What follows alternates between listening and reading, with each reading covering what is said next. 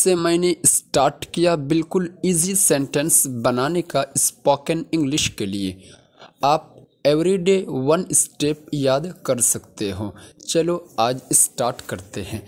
Step number 1, ये सच है, इट इज़ ट्रू। ये सच है, it is true. It is true.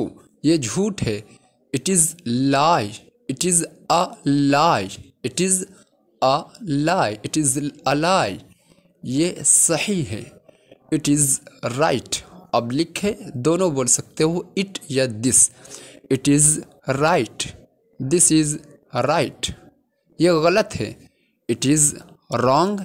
And ये भी बोल सकते हो, दिस इज़ रॉन्ग। समझ गए? Got it, got it, got it, got it, got it.